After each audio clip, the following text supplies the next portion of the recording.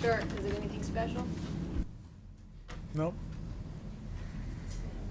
How hard has it been to keep the guys focused with so much going on around here over the past week or so? I think it's been, it's been all right. I think our guys understand. They've been able to compartmentalize what they've needed to do and separate, what's going on the other side, so that we may stay focused on football in terms of our preparation for Tampa Bay. We're in good position right now, and our guys, I think, have done a nice job in terms of preparation. I thought they handled today very well out on the practice field with the rain, the wet conditions. I thought we focused in and practiced the way we needed to in terms of getting ready for this weekend. How much were you able to, kind of soak in or read about the potential guys in entertainment, Diddy as well as Steph Curry, talking about interest in purchasing the team? I really haven't gotten into that, and for the most part, really, I'm just trying to focus in on Sunday in terms of our preparation for Tampa Bay. What's the concern level with Funchess and Shepard on those shoulders? Not necessarily a lot. I mean, we're just trying to be smart and careful. Today was a perfect opportunity for us to give them some time, and expect to see them out on the field tomorrow. No unintended here, but a good step forward for Shaq. Yes, very much so. He practiced well. He did a nice job with it, and I thought he took a nice stride. These division games backloaded back in the season, how much you have a chance to clinch the playoffs, but Tampa Bay wants to play spoiler here. Absolutely. What do you kind of anticipate the vibe of this league? Well, I think it's cool that the league planned it out this way. I really do. I think it's important that these games are big. And first of all, they're division games, so it makes them even bigger. And then when there's something riding on them, I think that's the challenge. I mean, Tampa's not going to come in here and lay down. I promise you that much. They got too many good football players. They got a lot of pride. They're coming to play hard, and our guys are going to play hard as well. I mean, we have a little bit more riding on it, but for them, they're playing to show that they're a good football team. So we've got to answer their challenge. I think that having these games played within the division are big because, for the most part, I think starting since 2013, the division has been settled on the last week of the year. So I think that's really cool. Well, one of the things they've always strived for around here, and it's never really happened before you were here, was being a consistent playoff contender. And Yep. if you win Sunday, I mean, it's 4 out of 5 years. What does that say about the organization and direction and culture here? Well, I would think that people believe that we've developed a consistent winner. I know last year was a little bit different, unfortunately, but I think being able to bounce back and put ourselves in position. We have a winning record, but it doesn't necessarily mean we're in the playoffs. But we have a winning record, so it means we're playing quality football. I think that's probably one of the biggest things. I think what it talks about as far as the culture, I think inside that locker room, there's a group of young men that want to win, a group of young men that have given their all. Those guys that have been here for those last 5 seasons, they've really put a lot on the line, and they've worked very hard at getting to where we are today. And you look at those guys. You look at the Luke Kuechly's and the Thomas Davises and the Cam Newtons, and Ryan Khalil's been here from the beginning, beyond the beginning. I mean, guys like that who just continue to put it out there. Having Julius come back and be part of what we're trying to do, I think it speaks very well for what we've tried to establish here, and we want to carry that on, going forward. Ryan, your thoughts on Thomas's suspension? Well, I think the league did what they believe was the best thing for the league. I appreciate the fact that they cut it down to 1 game. I don't think Thomas is a dirty player. I think Thomas is a physical player. He's a hitter, and he's a guy that plays through his contact. And unfortunately, in one of this situation in particular, he caught a guy pretty good too. And back in the day that was good. But I understand in today's climate that what we're trying to do and taking those types of hits out of the game, I get that part of it too as well. So, I'm just glad that that Thomas was able to talk with them and make sure they understood that there was nothing malicious in what he did. He was just playing hard-nosed football. Is that something you want to discuss maybe during the league meetings next on how that should? We discuss it every year, Dave. We've been through that, trying to talk about it and stuff like that. And it's like the other day watching the Monday night game, there was a safety came up, hit a tight end, and he was claiming, hey, I didn't hit him out, I had him on my shoulder. But the thing was he hit him on the head and neck area. I mean, that's the thing, that's the emphasis we're trying to get everybody to understand is we try to avoid those types of head and neck shots on defenseless players.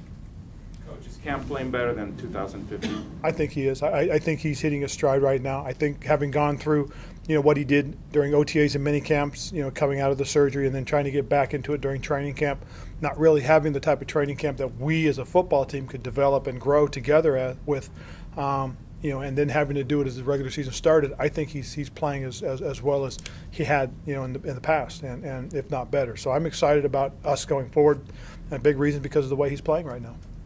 Shaq Thompson said just now in the locker room that he has really seen David Mayo have several aha moments when he's on the field this year. I'm wondering if you've seen the same. Yeah, for the most part. I mean, and it's interesting because a lot of times when certain guys are out there, they're young guys that are developing and getting opportunities. For the most part, when you see them make plays or do something, especially on tape, you do see those aha moments. And it's a lot more for us as much as it's for them. It's like, okay, we know he can do that. Now we've seen it. Or for him, it's like, yeah, I've got the ability to play in this league. I mean, I think every player goes through that at some point when you make a play or something and you sit there and you say, okay, I'm ready to roll. With Thomas missing this Sunday's game, is there kind of a rush to get Shaq back out there? No. Shaq is back there because the doctors and trainers said that he's ready to roll. If Shaq hadn't been ready, we had a plan already going forward. It would involve David Mayo. It would involve Ben Jacobs. It would involve several of the other guys that played the different positions for us. So, we're not doing anything out of desperate need. We're doing things according to what the doctors and trainers have allowed us to do. Are you optimistic that he's going to play on Sunday if he maintains at the same level? Absolutely. He practiced well today. He took the snaps he was supposed to. He did the stuff that he needed to show that he's getting better, and we'll see how he is tomorrow morning. Again, one of the things I always talk to you guys about is how that player reacts to the amount of work he got during the previous day. Well, tomorrow morning will be a big tell for us as to whether or not we think he might be ready and available on Sunday. Especially that type of injury, it seems to be frustrating for him because it's so unpredictable. Yes, the plantar fasciitis is a painful injury, and it is a little bit unpredictable. You just never really know. We were fortunate enough that we had one of the best doctors take a look at it, get it calmed down for us, and right now we're pretty optimistic. But again, we'll see tomorrow morning. Luke, with the only Pro Bowl selection, as you know, in your mind, who are a couple other guys you think should have been on there? Well, there's a number of guys I believe that should have got in there. I mean, when you're running the ball as effective as we are, you're stopping the run as effective as we have been. You got one of the best third down offenses and defenses in the league. I mean, when you do the things that you have, you'd like to think there'd be a few more guys. Unfortunately, there wasn't. So we'll see. But I'm just very proud of who we are as a team. I think it does speak a little bit about who we are. To be 10-4 with only one Pro Bowl player tells you we're playing a lot of good team football. Is that something you can use as a motivation and a chip on the guys' shoulder? No, I wouldn't do that. Off the field question. What can you tell us about Tina Becker, who's now in control of? Tina's been here almost 20 years, and she's been in every facet of responsibility here as well. She's grown in this role that she's had for such a long time, and now she's to be the COO. I think is terrific. I think she's a great choice. I mean, I've had to interact with her on several occasions in the past. She's handled it very well. She's helped us an awful lot. I know she's very pro football, which is cool, knowing that she'd be there supporting us. And I think she's going to do a very good job for us. And whatever she needs me to do, I'm most certainly going to be there to do it and be available. Cam said in here just a few minutes ago when he was asked about whether the team would stay in Charlotte, he said he certainly hopes it does, and his quote was, "From what I hear, it will." Have you heard anything like that? No, the only thing I've heard is I guess what Mayor Lyle said, and that was they're going to do everything they can to make sure this team stays here. And I agree. I echo that sentiment. I think this is a terrific region. I think it's a very strong region. We've had annual sellouts continually. We've had tremendous support since I've been here. I think the fans have really come through for us. Most notably in the 2015 season. I mean, they were there for us. They were there for us in 2014 at the end of the year, 2013 when the big one against New Orleans here. So this region can most certainly support football and has done a tremendous job.